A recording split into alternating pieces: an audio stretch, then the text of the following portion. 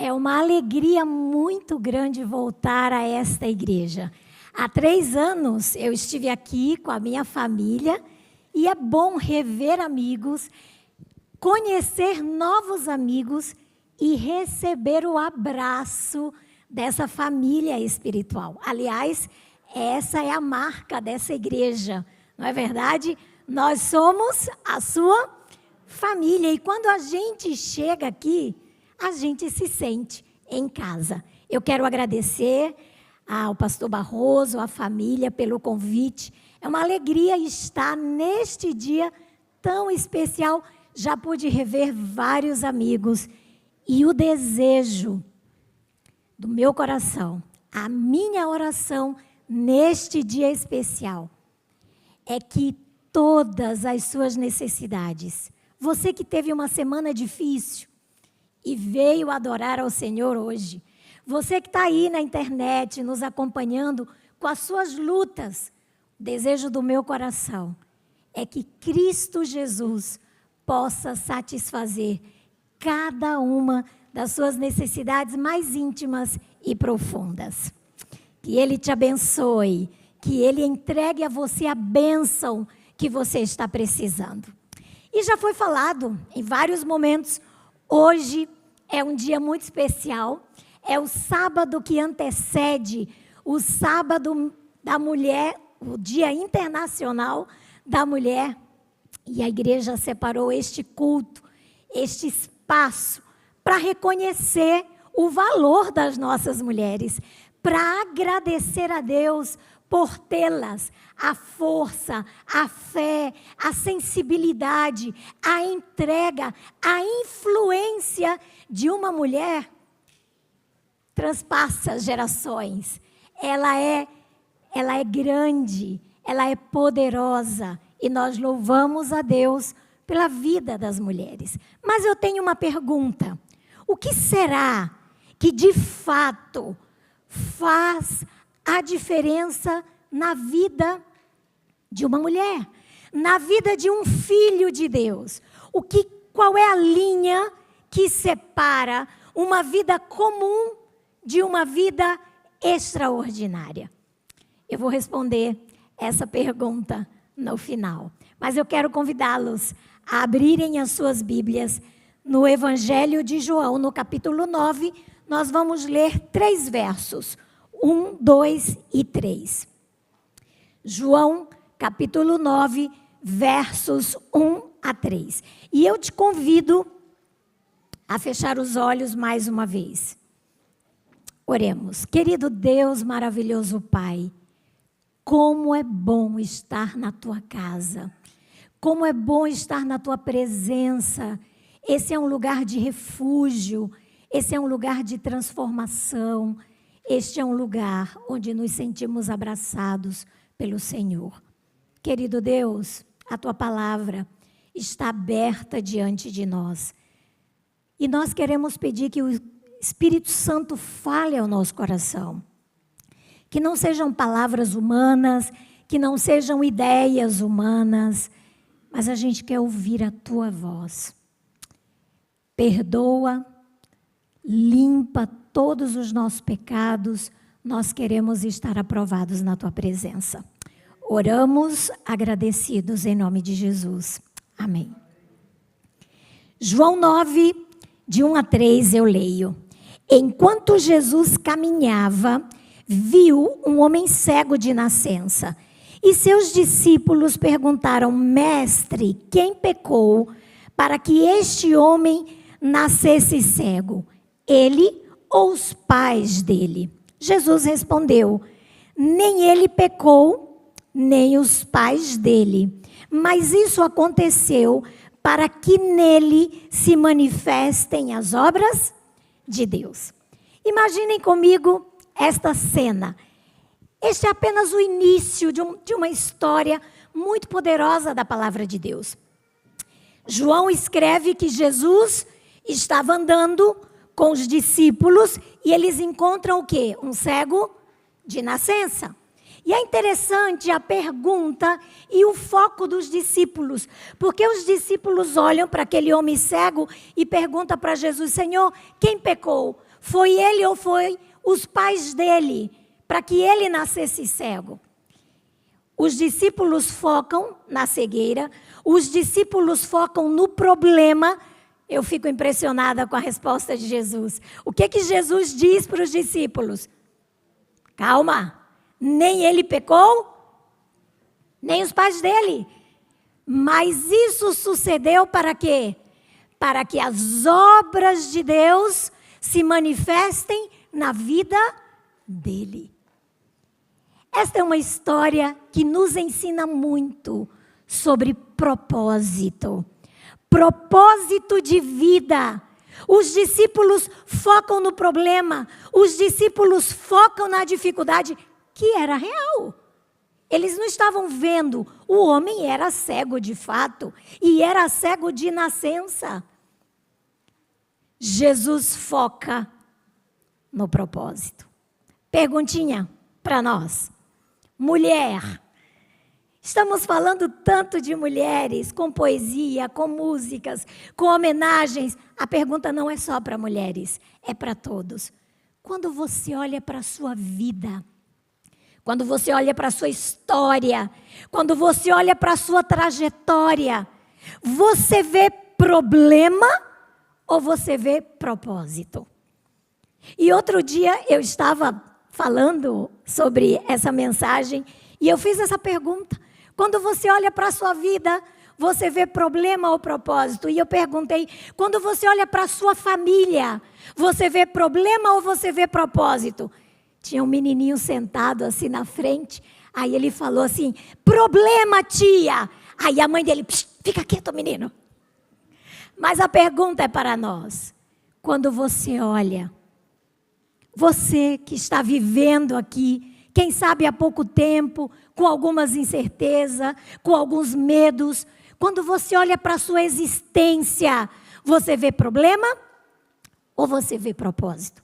O tema do propósito hoje é um tema que está sendo muito estudado. Existem estudos, e existe um estudo da Universidade do Michigan. Esse estudo diz que uma pessoa que vive por propósito, uma pessoa que tem claro o propósito da sua vida, essa pessoa pode chegar a viver até 2 anos mais do que as pessoas que não identificam, não vivem por propósito. Mas essa pesquisa não apenas diz que é importante ter um propósito intelectual, ou dizer assim, não, meu propósito é ir para o céu, não. A pesquisa diz que a pessoa aqui vive por esse propósito. A pessoa que entrega o seu tempo por esse propósito, entrega os seus dons por esse propósito, entrega a sua vida, os seus recursos, tudo que ela tem. Esse propósito muda a perspectiva de vida. As pessoas que vivem por um propósito, elas vivem com mais satisfação, elas têm melhor desempenho nas suas atividades, elas têm melhores relacionamentos, têm uma maior resiliência frente aos desafios da vida. Elas demonstram um maior sentimento de gratidão. Quando eu olho essa pesquisa, quando eu analiso esses dados, eu chego a uma conclusão. Só existe uma forma de você viver de verdade. É você viver com um propósito e por um propósito. O resto é existência. Vocês estão vendo o microfone que eu estou segurando? Ele existe, ele é real, verdade? Mas ele não vive. O banco que você está sentado existe?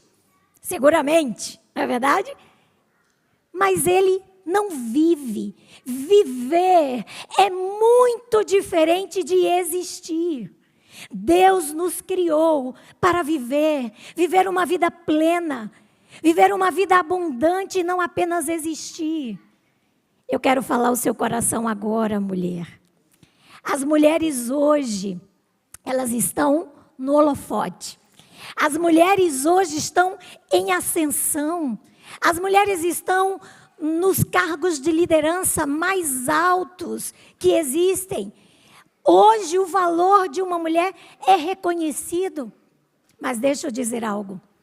Tem muitas mulheres cheias de conquistas, cheias de realizações, mas a vida vazia de um propósito. Existem muitos bons propósitos na vida. Tem muita gente desperdiçando a vida ao viverem sem um propósito. E eu dizia, existem bons propósitos. A formação acadêmica é um bom propósito? Maravilhoso. O sucesso profissional, a construção de uma família, a aquisição da casa própria, o sucesso financeiro. Outro dia, eu tenho um filho, 28 anos, ele já passou um período aqui. E ele estava em casa passando férias com a gente, ele mora em Hortolândia, nós moramos em Brasília. E ele estava em casa de férias e ele gritou lá do quarto, mãe, vem aqui que eu quero te mostrar um vídeo. Aí eu fui até o quarto dele, cheguei no quarto, o computador estava com a tela aberta no YouTube e o título do vídeo era assim, como se tornar milionário antes dos 30 anos de idade. Um bom propósito para um jovem, um ótimo propósito, não é verdade? Bom, poderíamos falar de viagens, poderíamos falar de outros bons propósitos que fazem parte e são necessários na nossa vida. No entanto, o propósito que impacta, o propósito que muda a perspectiva da nossa vida, precisa ser o propósito que está ligado à essência da vida. E qual é a essência da vida? A essência da vida nós encontramos na palavra de Deus, o maior e mais poderoso livro sobre propósito. Eu gosto muito do que eu encontro no livro de Efésios, no capítulo 1, no verso 11. Eu coloquei aqui na tela a versão da Bíblia, a mensagem, porque essa versão me faz entender que não é um propósito qualquer, que não é apenas um bom propósito, mas é a essência que não pode faltar na nossa vida. E olha o que diz, é em Cristo que descobrimos quem somos e o propósito da nossa vida. Muito antes de termos ouvido falar de Deus, Ele já tinha os seus olhos sobre nós. Uma vida gloriosa parte do projeto global que Ele está elaborando para tudo e para todos. O propósito que transforma, o propósito que sustenta, é o propósito que eu encontro na palavra de Deus. E o que a palavra de Deus diz sobre o nosso propósito? Falando sobre esse contexto, no livro Uma Vida com Propósito, o autor diz, você só existe porque Deus deseja que você exista. Você foi feito por Deus e para Deus. E enquanto não compreender isso, a vida jamais terá sentido. É somente em Deus que descobrimos nossa origem, nosso propósito, nossa importância e o nosso destino. É nele, é com Ele, é para Ele que são todas as coisas. Querida mulher, não são os seus títulos, não é a sua formação profissional, não são os seus talentos, não são os seus recursos. É o propósito de Deus para a sua vida. Agora tem um detalhe, a gente não consegue entender sobre propósito se a gente não fala antes de outro aspecto da vida. Da identidade, porque é a identidade que é a base, e é na identidade que nós encontramos o nosso propósito, que nós entendemos melhor o nosso propósito. E a Bíblia deixa claro qual é a verdadeira identidade de uma mulher. Hoje, a sociedade tem nos levado a buscar, validar a nossa importância, o nosso valor, a nossa essência, através de coisas que não necessariamente definem quem nós somos. Tem muita mulher buscando aprovação, tem muita mulher esgotada, cansada, tem muita mulher abatida, porque tem buscado a sua validação, o seu valor na comparação de umas com as outras, na validação da sociedade e dos valores da cultura. Nossa identidade não é definida pela cultura. Nossa identidade, nosso valor está na palavra de Deus. E o que a palavra de Deus fala sobre a nossa identidade? Eu coloquei apenas alguns, porque são muitos textos. E eu coloquei para que a gente lembre o que a Bíblia fala sobre o nosso valor, sobre a nossa importância, sobre a nossa verdadeira identidade. Gênesis 1:27. Fomos criados à imagem e semelhança de Deus. Nós carregamos o DNA celestial. É verdade que o pecado quebrou o plano original, mas Deus já tinha um plano de resgate e nós levamos essa imagem de Deus. Ainda hoje, fomos criadas à imagem e semelhança dele. O Salmo 139 me encanta quando Davi escreve e ele diz assim: porque o Senhor nos criou de um modo assombroso. Parece que falta adjetivos quando ele diz assim: nos criastes de um modo assombroso. As tuas obras são maravilhosas demais para mim. Essa é você, mulher, segundo a palavra de Deus. A mim, eu gosto muito de Colossenses 1,16, que diz assim: você foi criado por Deus e para Deus. Isaías 43, e eu deixo aqui para vocês lerem, Isaías 43. Isaías 43 está ali a descrição de quem é você. Você é precioso, você é honrado, você é amado por Deus. Que coisa linda! Isaías 49 diz assim: tenho o seu nome gravado nas palmas das minhas mãos. Você e eu valemos o sangue de Cristo. Aqui está o nosso valor, aqui está a nossa verdadeira identidade. Jeremias 1,5. Antes que você nascesse, eu já tinha te escolhido. Mateus 10,30. Amo. Diz que até os cabelos da nossa cabeça estão contados. Sabe o que isso diz para mim? Deus nos conhece. E Ele nos conhece com profundidade. Hoje, sequei meu cabelo. Enquanto estou secando o cabelo, cai uns quantos pelo chão. Eu não consigo contar os que caem. Quanto mais os que ficam. Que ainda bem que são mais os que ficam do que os que caem, né? Mas quando a gente lê na Bíblia que Deus sabe quantos cabelos tem na nossa cabeça. Deus sabe exatamente como está o seu coração hoje. Ele sabe exatamente como foi a sua semana. Quais são os seus medos, quais são os seus desafios. Ele conhece sua história difícil, os abusos. Ele conhece aquilo que falta na sua vida.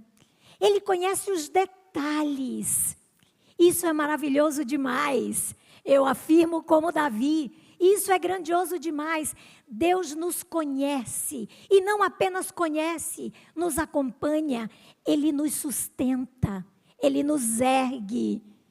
João diz: vocês são chamados filhos e filhas de Deus. Essa é sua verdadeira identidade, mulher.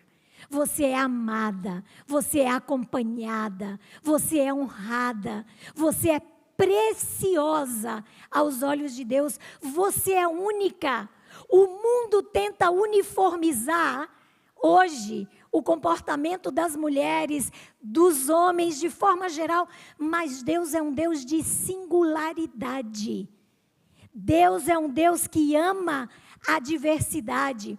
Tem um texto que eu gosto muito, do Max Lucado, que ele diz assim: quando Deus lhe fez, os anjos ficaram admirados e declararam: nunca vimos um como este antes, e eles nunca verão de novo.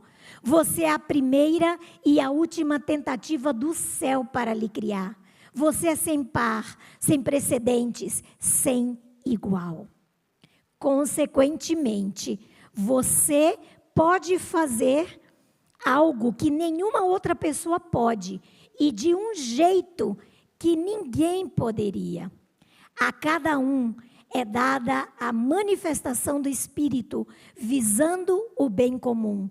Muitas pessoas se contentam com a história de outra pessoa e nunca descobrem o seu chamado.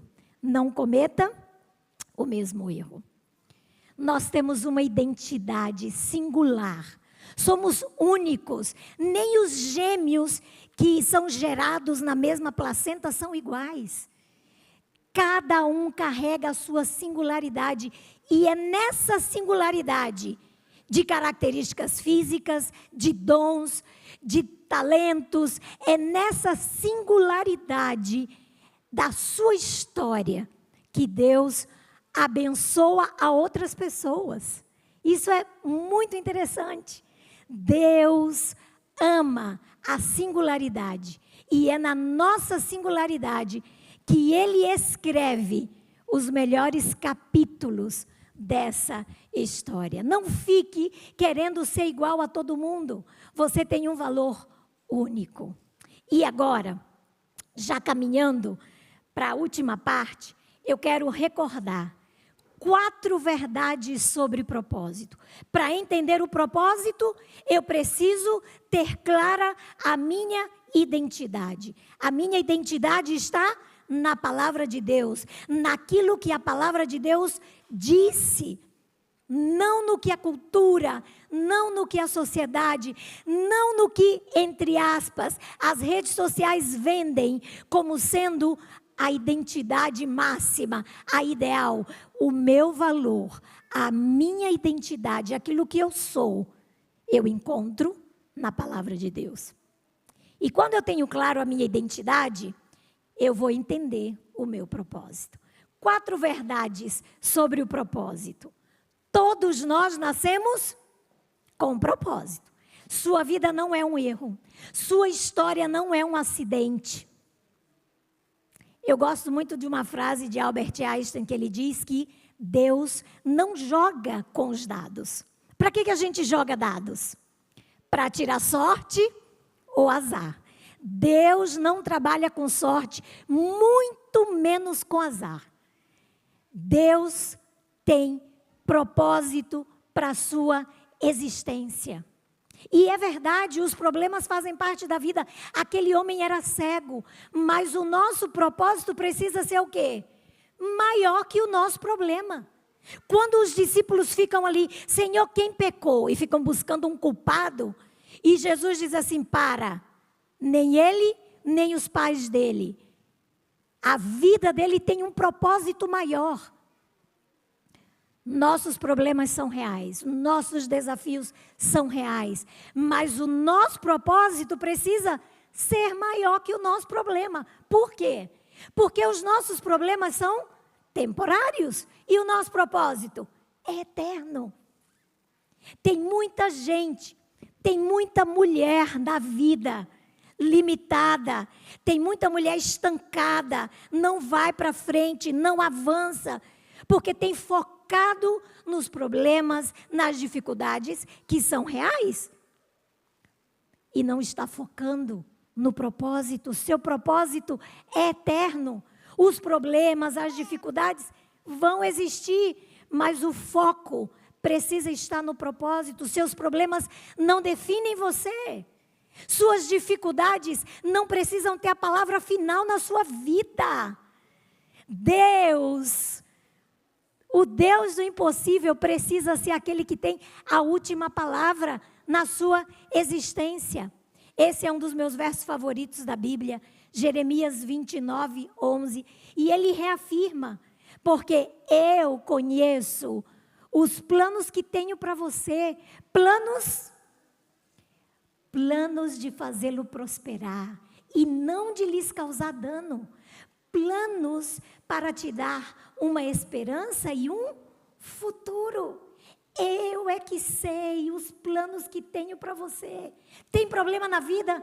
Tem dificuldade? Tem desesperança em alguns momentos? Mas Deus diz, eu é que sei os planos que tenho para você.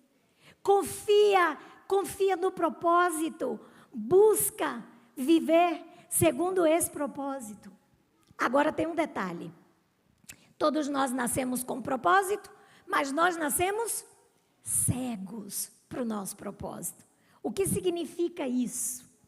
Sabe, muitas vezes na nossa vida, a gente olha para a nossa história, olha para o nosso casamento, olha para os filhos, olha para as situações que estão ao nosso redor e muitas vezes a gente não consegue ver propósito. Como Deus tem propósito com uma coisa tão desafiadora na minha vida? A gente não consegue enxergar o propósito. Para enxergar o propósito, a gente precisa aprender a caminhar no terreno da fé. Porque entender as coisas espirituais, a gente não entende com uma mente carnal apenas. É na experiência espiritual que eu entendo o propósito maior de Deus para a minha vida. Viver no terreno da fé não é uma tarefa fácil. Viver no terreno da fé muitas vezes implica viver no terreno da espera. Muitas vezes no terreno que não tem nada a ver com a lógica humana. Viver no terreno da fé é um desafio. A lógica humana, inclusive. Porque muitas vezes viver no terreno da fé é isso aí. É viver no terreno da incerteza, é viver no terreno da espera, é viver muitas vezes sem entender, mas escolher confiar, mesmo sem entender. Porque quem escolhe confiar, experimenta um milagre. Eu trouxe aqui a foto de 4 mulheres muito conhecidas. Imaginem Ana, aquela oração no templo, quando ela derrama a alma dela diante do Senhor. Ana não fazia ideia do futuro, da bênção que viria, do Samuel que viria. Mas vejam que muitas vezes o propósito nasce com lágrimas sendo derramadas. Quando eu lembro de Esther corria risco de morte. Ela poderia não ter sido atendida. Ela tem uma história de superação quando ela pensa que tudo está calmo na sua vida. Mardoqueu diz, vai lá Esther, intercede, porque nem você vai escapar, nem ninguém mais. Intercede pelo povo. Imagina quantas incertezas. Quando eu penso na viúva de Sarepta, o pouco que ela tinha, ela entrega tudo. Débora com o desafio de ir adiante de uma batalha com o comandante do exército. Pensa nas dificuldades, nas limitações, nas lágrimas derramadas por essas mulheres. Mas os problemas, as dificuldades, não tinham a palavra final na vida dessas filhas de Deus. Porque elas escolheram, mesmo sem entender, mesmo na dificuldade, elas escolheram confiar. E a história está aí, cheia de milagres, de superação. Porque quando uma mulher escolhe viver uma vida com propósito, o extraordinário acontece na vida dela.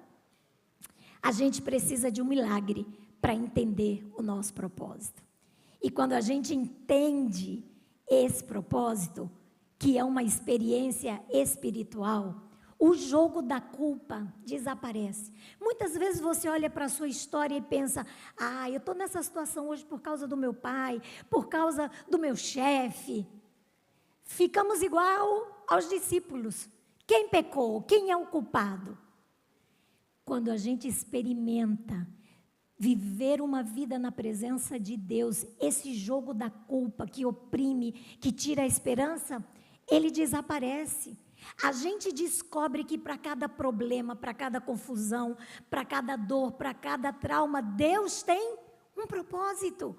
Para cada pecado, Ele oferece perdão. E eu amo Romanos 8, 28, que diz: e sabemos que quantas coisas?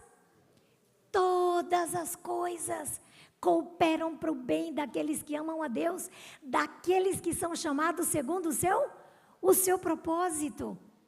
Quando experimentamos o milagre de entender que o propósito é uma experiência espiritual, e somente na presença e na dependência de Deus nós podemos encontrar essa resposta, a gente descobre a finalidade para o qual nós nascemos. A gente descobre que a nossa vida é para quê? Para a glória? Para a glória de Deus. Mulher querida, a sua vida é para a glória de Deus. Os seus talentos precisam ser empregados para a glória de Deus. A sua história deve estar a serviço da glória de Deus. O que significa viver para a glória de Deus? Significa viver uma vida de entrega e consagração. Significa trazer o sagrado, trazer a vontade de Deus, o assim diz o Senhor, para cada aspecto da nossa vida. Significa cumprir o propósito maior de Deus e a nossa missão nesta terra.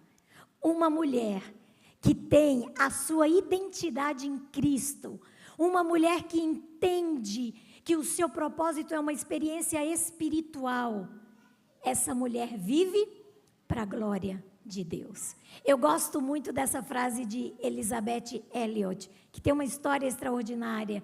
Ela diz: o fato de ser mulher não me torna um tipo diferente de cristão, mas o fato de ser cristã me torna um tipo diferente de mulher. É sobre isso. É sobre ter uma identidade. É sobre viver por um propósito. Porque nós ainda não chegamos em casa. O nosso destino não é aqui. Nós temos uma vida eterna preparada, prometida. E só chegaremos lá se vivermos essa identidade e esse propósito em Cristo. Quem sabe se a sua dor, a sua frustração, os seus problemas, a sua família, o seu trabalho, por desafiante que seja, quem sabe se não é para que a glória de Deus se manifeste na sua vida. Deus não conduz jamais seus filhos de maneira diferente da que eles mesmos escolheriam se eles pudessem ver o fim desde o princípio e discernir a glória do propósito que estão realizando como seus colaboradores. Deus está escrevendo as nossas histórias, como escreveu de pessoas improváveis, Raabe, Maria Madalena, a Samaritana, Ellen White, mulheres comuns, mulheres com dificuldades, mulheres rejeitadas, mas que nas mãos de Deus, com a identidade firmada em Cristo, tendo claro o propósito de suas vidas, elas deixaram um legado de inspiração para cada um de nós. Eu termino com essa história curtinha, mas ela me inspira muito. E eu quero que ela inspire você. Derek Redmond, um atleta, já estava nas últimas provas da Olimpíada de 1992. E ele era um dos favoritos. E foi dado o sinal da largada. Eu tenho um vídeo e eu quero que vocês assistam comigo. Foi dado, tem um som, se você puder colocar. Foi dada a largada E ele sai porque ele era um dos favoritos para ganhar aquela competição. Ele dispara na frente, mas ele sente uma dor muito forte na sua perna. Ele começa a puxar, não suporta, ele vai ao chão, ele cai. E eu imagino que naquele momento a frustração da vitória, de tanto tempo de preparo, de tanta expectativa, tudo aquilo vai ao chão.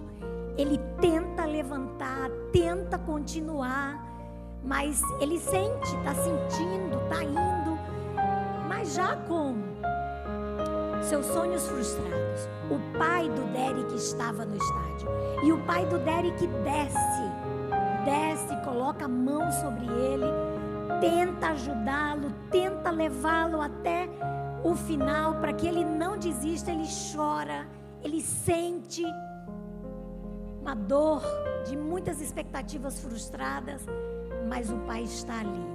O pai abraça, o pai consola, o pai lhe ergue, o pai levanta.